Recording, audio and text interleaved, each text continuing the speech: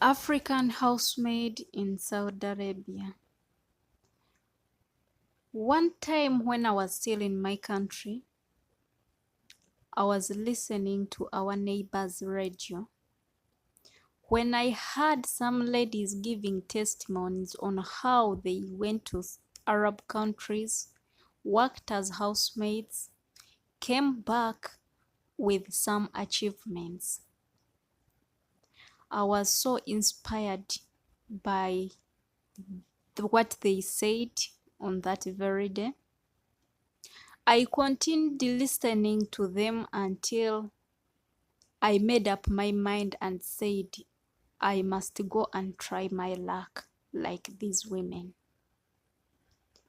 One time I shared with my few family members on how I wanted to process my passport and also come work as a housemaid. I shared with the few because I knew most of my family members were not going to allow me to come to Arab countries to work as a housemaid. I knew other people were not going to support me, not only financially, but also to allow me to come and work as a housemaid. So the few I shared with my ideas, they supported me financially. They supported me in each and everything. They prayed for me until the process was done. When the process was done, I was called by the manager from the office. I was told how everything is done now. I should prepare my bag and come to the office. The day came, I prepared my bag. I went to the office where I found other ladies. We were 25 ladies in number. We slept there at the office. Then in the morning, they took us to the airport. On the way to the airport, we had no problem. But when I reached to the airport, at the checkpoint, it was hard for me because my passport had issues. But in my heart, I knew I must continue with this journey. I continued, God helped me, and I passed through the checkpoint. We continued. So time came for us to board. So we had to go up to Juba. We reached Juba. It's where we had to sleep. Then the next morning to proceed still with our journey. But still in Juba, I saw strange things. I saw some challenges, of which one day it is also a story to tell. The next morning we continued up to Saudi Arabia. Still on the checkpoint, my passport issue put me on hold. I thought I was not going to pass through, but still God helped me and it worked out. Then I joined others. Challenges started on my way to Saudi Arabia, but I did not stop myself from continuing with others. I had to come because I was feeling it that I must go and work. And indeed, I came. So, when I reached to Saudi Arabia, finally I'm in the house. It was not easy. That's when I had to tell other people that I'm already in here working. That's when I realized that even though I tell them that I'm already here, maybe they are not going to do anything like stopping me or, anything. But when I told my family members that I came to work, Some people still, their reaction was not all that good. I thought they were going to support me, to pray for me, but still, their words, they only make me feel like I couldn't continue with the work. By the way, sometimes we feel like we are giving up because of the people we left back home. Sometimes instead of supporting us, they sometimes make us feel like we cannot make it anymore. It is one of the biggest challenges that led me out of the house, if I may say. I was not strong enough, and I expected them to make me strong and I work. I expected them to support me since I've already got a chance, and like I'm already in the house working. I thought they were going to support me somehow, somewhere, to encourage me, and I continue with my work. But what they told me made me to just give up instead. When I changed the house, I had still to make up my mind and say, enough is enough. I've had enough from my people, my own people. Now I must change. So I became a changed person. I became totally a changed person.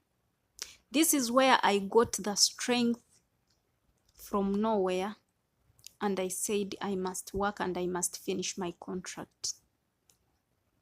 Days went, months went, I finished a year, and my contract, I also finished it. That's when they started like looking for my contacts. That's when they started to realize that they should look for me and check on me. That's when they started asking how I'm doing through other people, not directly to me. So I had to just continue with my life as I also pray for myself. You must be there. Maybe you are a woman. You came. No one supported you. You struggled to get each and every coin that helped you to process each and everything by yourself. You had people who had money in your family, but whoever you could go to get some money, they could tell you we don't have. Or maybe they promise and they don't fulfill their promises. Maybe you are here struggling, but still you are mentally ill because of the people back home. They are talking this and the other. Don't mind about them. My own people back home are the ones who even to open up this channel, because somewhere like I came to sell myself. So I wanted to give them the proof. I wanted to give them the evidence that I'm really in the house working. This is where I started to make videos, uploading them, even though they don't watch, but I know when I go back, I will have to tell them to come and watch these videos. You might be there and you've had a lot from home. Instead of people supporting you or encouraging you, they are just discouraging you. Don't mind, my sister. Keep working.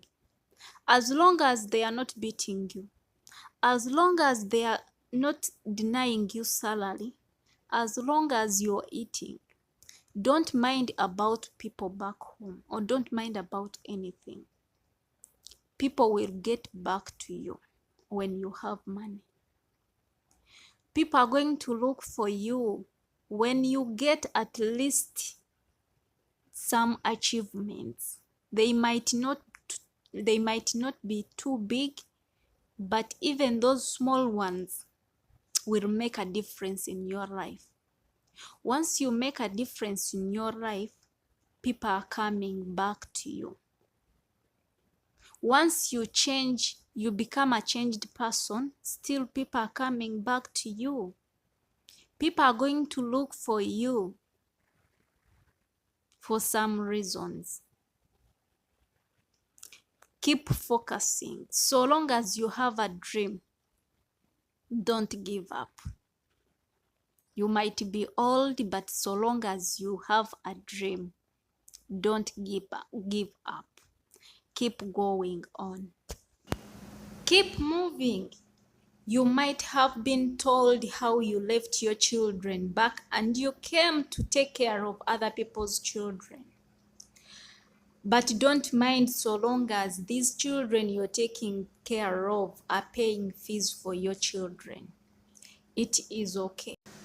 You might be there and the pressure is too much from home. They keep asking you to send them the money. They keep asking you to send the money all the time. They can't know how you're struggling to get that money. They can't know even at what time you do sleep. They can't know whether you get rest or not. They are not aware whether you get satisfied or not, but they keep asking for money. And yet, at first, they did not even support you. But don't give up. Just ignore some of the things and keep moving. You work so hard. Time will tell. Time will bring back those ones who turned back against you. Our own people have contributed a big percentage to those who have got depression, to those who have got stressed up. I just remember the days I used it to break down, cry. The days I used it to break the glasses, plates, cups from nowhere, just because the stress from back home. If I was not strong enough, I wouldn't have made it to this far. But I decided to leave some things aside and I said, let me concentrate on my own. Since I no longer have like people to support me, since I no longer have like people behind my back, So I even started like whenever I could have like something, I feel like I would love to share it with someone else. But at times I could say, let me just keep it for myself. Strong women, I salute you all. Most especially single mothers. You are here maybe struggling because of your children. Even where you left your children, but still people are still asking for money as if they think you are just plucking it off from that tree. But keep on moving. The good thing, I've learned how to spend the money. The good thing, I've learned how to struggle and get your own money. Before I used it to ask for money, not even ask, I used to beg from people.